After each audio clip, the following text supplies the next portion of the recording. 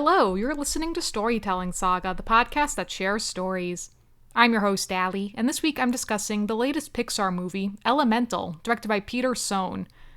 I was honestly really disappointed to see that this movie was getting such poor reviews from critics and no one seemed to be excited about it. So I went into it personally with low expectations myself. I figured, well, some Pixar movies are amazing, obviously, some aren't so great, and I figured this would be in the middle somewhere. I ended up absolutely loving it. Like with any amazing Pixar movie, it ended up making me cry. I loved the world building, I loved the characters, the concept was amazing. And I loved the message, and it really tugged at the heartstrings, and I was crying by the end, and oh my god. So I loved it, and I'm sad that people don't seem to be, like, people had lukewarm expectations of it, very watered down. I could come all day with the puns. So many great puns in this, too funny. But for me, it ignited that, okay, I'll stop with the puns, but the water and fire-based puns. Naturally, with anything about the four elements, I can't help but think of Avatar: The Last Airbender. And I love how with this movie, we're thrown into the world right away of Element City.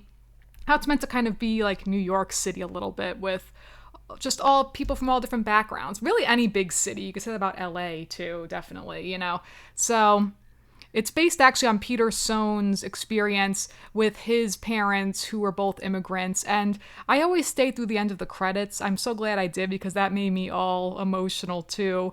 Seeing that it was dedicated, it's dedicated to his parents. I'm like just thinking of it and getting a little emotional again. It was very sweet because they have both since passed. But basically, the message of the sacrifices your parents make to start a better life for you. And since his parents being immigrants, and so then of course with our main character having the same, similar situation. Our main character, Ember Lumen. You gotta love the puns. And then, of course, Wade Ripple. And this being a love story between them. Because, of course, elements don't mix, but then they do. So it's kind of like a Romeo and Juliet type situation, vaguely. Except it's not warring families. It's just the society that they live in. That elements are all in their own category. And them being fire elements kind of looked down on. And also, it was dedicated, this movie, to, they said, they had interviewed and met with Vietnamese families, so people that had immigrated from their countries to the U.S. to start new lives and new businesses and everything, because that's what Peter Sohn's father had started his own business. It was like Sohn's Fruits and Vegetables, something like that. How sweet. And so, I loved it, and it also, didn't do well in the box office, so disappointing, too. I mean, the theater I went to, it was pretty full. So, a lot of little kids, a lot of parents. There were definitely plenty of jokes for parents, I gotta say. That kind of, the humor, it was pretty good with that. But, a lot of puns, too. A lot of the water and fire-based puns in particular. But then also, with the air and earth, too. But it was cute. And there were some teenagers too, which I thought was cute, some friends, just teenagers that stayed through the credits too, which I thought was sweet.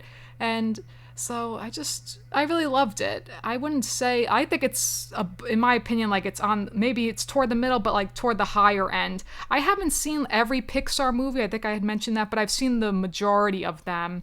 And some of my favorites, I've said, Toy Story 3 really is my favorite, especially of the Toy Story franchise, but if I had to pick one, it would be Toy Story, the one that started it all. But then I also really love Inside Out.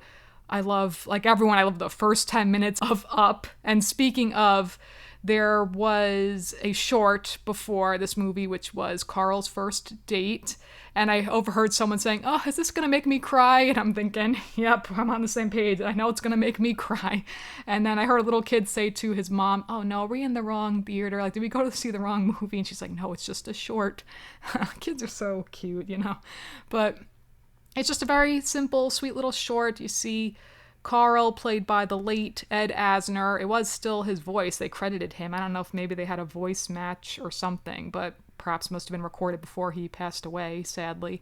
But it's just, we never see him go on the date. It's all just the preparation of it, which I liked too. And basically him being nervous, buys too many chocolates, and then Doug the dog. I haven't seen Up in a while. It's been quite a few years since I've seen it. I'm gonna have to go back and rewatch that one. Obviously an amazing movie. I didn't see it in theaters, but I did see it in a group.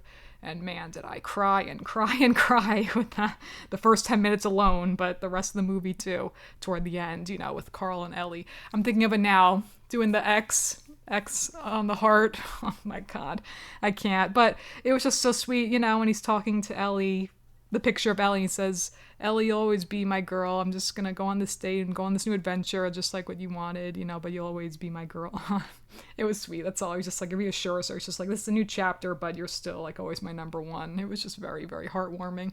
And then Doug tags along, so they just go off on the date because I think the woman has a dog too, so we're going to go meet at the park. Very cute. Very, very sweet. Just sweet and simple. And more of just the pure, unconditional love from Doug. Like, you say, you are my papa and I love you. Like all of his just pure, sheer love and that puppy love and just that devotion of this. He's a golden retriever, I'm pretty sure. So sweet, I forgot how that works. I don't really remember. I have to go back and watch that movie with the technology of that. And there was no mention of the boy. I'm blanking on his name in this moment. Is it Ralph? I'm blanking on his name. Apologies. But I know, actually, ironically or interestingly enough, Peter Sohn, it was based... Russell, that's his name. It just came to me. He, like the kid version of him, that character was inspired by him. That's really cute. So, this movie, though... I will admit, some parts kind of made me cringe in terms of just like storytelling cliches, which I've talked about on this podcast, and I'm guilty of as well. But for example, the whole thing with, I can't think of the character's name. Let me see, what's her name? The Cloud character, who is Gail Cumulus, who is the employer who basically just gives the whole like thing. It's like, okay, you better do this by this time, like, or by Friday or your dad's store will close, like giving the deadline, like the ticking clock. I'm like, okay, so we know the stakes, which, I get it. But then I liked that then once that was complete of like saving the store, then it became about Ember's emotional conflict of, do I even want to run the store? Because all of her life she thought that's what she wanted, taking over the store after her dad will pass it down to her when he retires. And you know what? I was worried about the dad for a little bit here and there. I was like, if this character dies, I will not be okay, because he kept coughing and stuff. I'm like, please don't do that. So thankfully that wasn't the case. He was able to retire, and then they had sold the store to the other couple who was like, I forget who that was, but like, they were there randomly, that other fire couple. But, like, I loved also the characterization, just the actual like world, like I said, but the designs of the characters and everything. Apparently they had to go through a lot of, which of course makes sense in any animated film, going through all these different character designs to figure out how the characters move and everything. So then of course with Wade Ripple, when we meet him after, he came through the pipes and everything, filling with water, and he's just a big old crybaby. That, I have to say, that never got old to me. The fact that he's so emotional and his whole family is like that. They can just cry and cry, and they play the crying game, like, can you not cry? Too funny. And I found him so endearing. I ended up kind of falling in love with the character. I think he's my favorite of all of them, but I do love Ember as well. But the moment when we see Ember start to like take an interest in him during the game, when he's like, come on, we believe in you, and like he gets all emotional and then gets the guy to score a goal, so like that boosts his confidence, and they do a wave literally as water, which is so cute. And then Ember's kind of jealous, like, I hate, like, how are you able to do that, just pull people in? Because obviously with her she has to work on her temper. So they both have things where, especially for Ember, we see how she grows from being with Wade and falling in love with Wade. And I just found their love story very endearing. And again, maybe there were some cliches, but I ended up just really loving them as characters individually and then together, coming together. I loved the whole thing too with the making those flowers and the crystals. Some obvious, like, absolutely beautiful imagery in this movie, which I really loved too. I just thought it was so stunning and beautiful, and not like, as with the great Pixar movies, the ones that stand out, all of the gorgeous visuals, but then more so the themes that resonate. So in this case, about her devotion to her father, but then wanting to become her own person, but then not knowing what she wants to do at first, until Wade's mother points out that, oh, look, you can make these beautiful, like with the glass, the tempered glass that she makes, like, that's a gift. You can take that and maybe like, oh, I know someone that can give you an internship. Because then when she realizes she doesn't want doesn't want to run the store, and then the whole thing with Wade saying like, oh, if you have a temper, just like means it's something you're not ready to hear yet. So then she realizes that's what my temper has been trying to tell me, that I don't want to run the store, because she always loses patience with the customers. And also, I really liked her voice too. And Peter Sohn said that he chose the actress Leah Lewis because she has like a smoky quality to her voice. So he said he wanted the voices to emulate the elements too. So then, of course, Mamadou Athie, who plays Wade Ripple, I really liked his voice too. Like, I don't know, because they just sounded so unique and really sweet. And again, like Wade was just so like genuinely adorable. Like the way he's just like kind of goofy, but then obviously so emotional, like literally like always tearful, like, just like the water running through, like just the emotions waving through you, like that's very cute, like with the ocean waves. So it just was really sweet. Then there was like that little character Claude who was trying to win over Ember, which was just kind of weird and I guess funny, but just kind of weird, like him with his little like growing hair as if it's like, but it's like a flower. That was funny.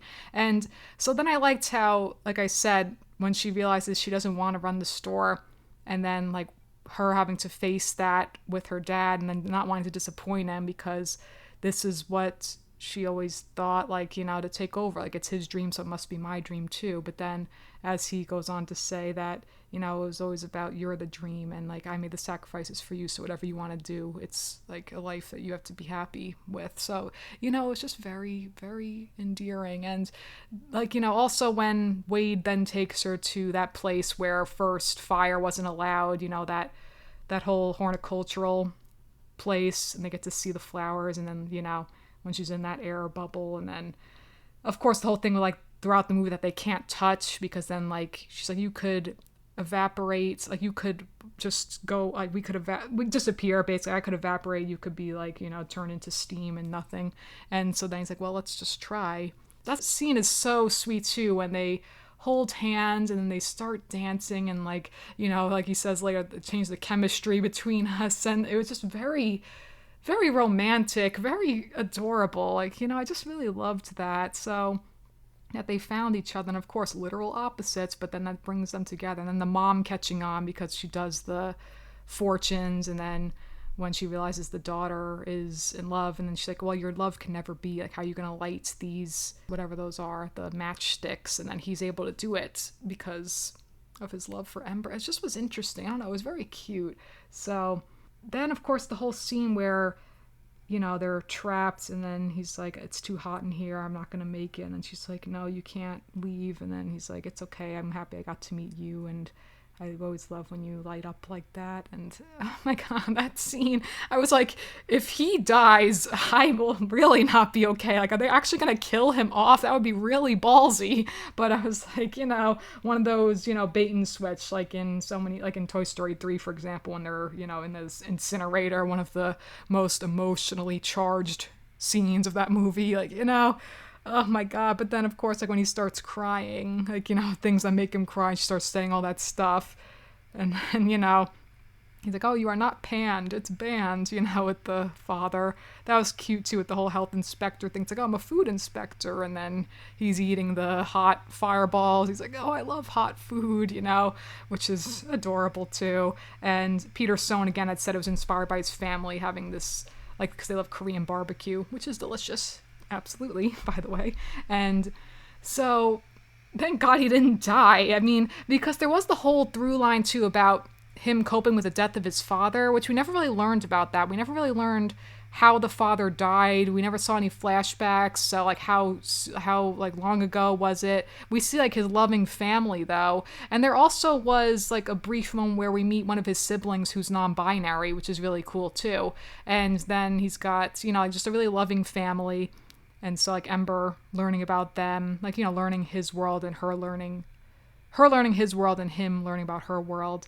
But then like how they grow together, it's so sweet. Again, like all the jokes with that, it's like, here, like I made this painting, like he's crying because when Ember then rejects him, because afterward when she's like at that ceremony to become Ember's place, the store, and then he's like, Ember, we belong together. I love you, Ember Lumen. And she's like, well, I don't love you. And like, oh, it's so devastating. So then like when he thinks it's over and then he's gonna go away and like, the crying with the family, but then of course she realizes she's just scared and stuff, and so it's like very sweet though. So I'm glad like they come together. When they kiss too, it's so sweet. They do like that thing where they show it 3 times happening, which was interesting, like once, twice, and then they're kissing again, like each time. That was funny.